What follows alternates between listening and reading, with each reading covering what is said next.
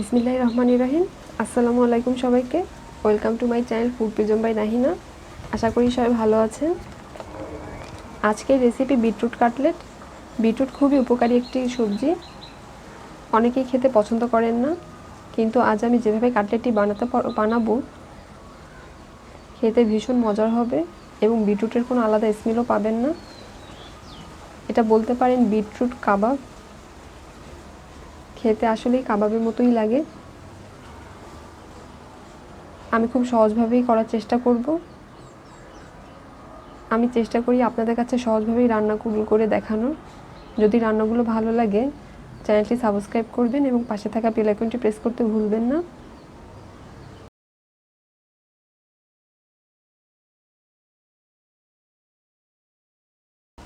প্রথমে একটি বাটিতে দুটি বিটরুট কুচি করে নিয়েছি।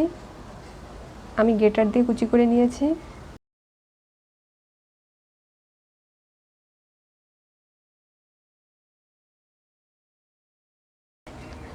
এখানে দুটি আলু সেদ্ধ করে নিয়েছি, একটু ম্যাশ করে নিয়েছি, সেটি দিয়ে দিচ্ছি।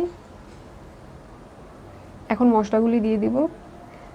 1.5 চা চামচ গুঁড়া মরিচ, 1.5 চা চামচ জিরা গুঁড়া, 1 চা চামচ গোলমরিচ গুঁড়া, আধা চা চামচ চাট মশলা, আধা চা চামচ কাবাব মশলা, আধা চা চামচ গুঁড়া হলুদ, আধা চা চামচ ধনে গুঁড়া, স্বাদ মতো লবণ দিয়ে ভালোভাবে মাখিয়ে নিব। দুটি পেঁয়াজ কুচি, 3টি কাঁচামরিচ কুচি দিয়ে ভালোভাবে মাখিয়ে নিচ্ছি।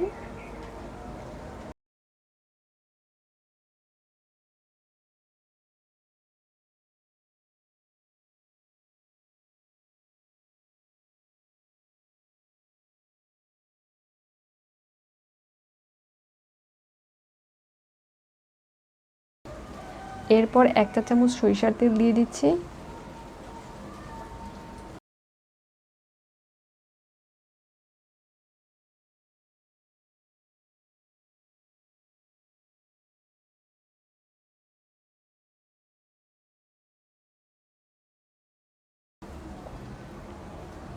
মাখানো হয়ে গেলে এরকম শেপ করে নিব। আপনারা চাইলে এই অবস্থায় সরাসরি তেলে ভেজে নিতে পারেন, কিন্তু আমি এখানে একটি ডিম অ্যাড করব। চেষ্টা করবেন একটি ডিম দেওয়ার, তাহলে খেতে অনেক বেশি ভালো লাগে। আর যদি না দিতে চান কোনো সমস্যা নেই। এখন ভালোভাবে মাখিয়ে নিচ্ছি।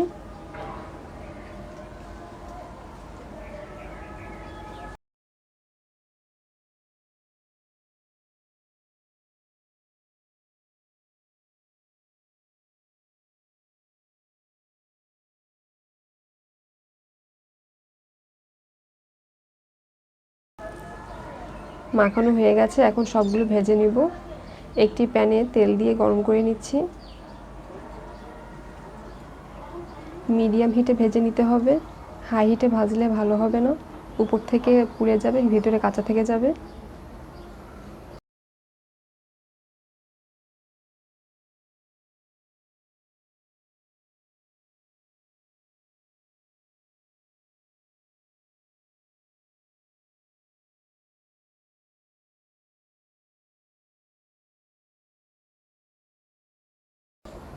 একটু উল্টে পাল্টে পাকোড়ার মতো করে ভেজে নিচ্ছি।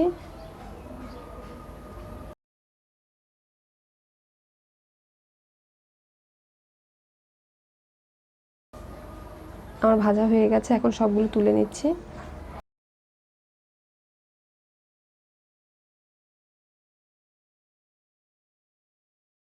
এরপর সরাসরি প্লেটিং করে দেখাবো।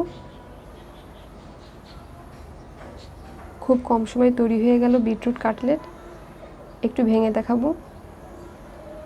খেতে কিন্তু ভীষণ মজার লাগে। যারা বিটরুট পছন্দ করেন না, এভাবে একবার বাসায় তৈরি করে খাবেন।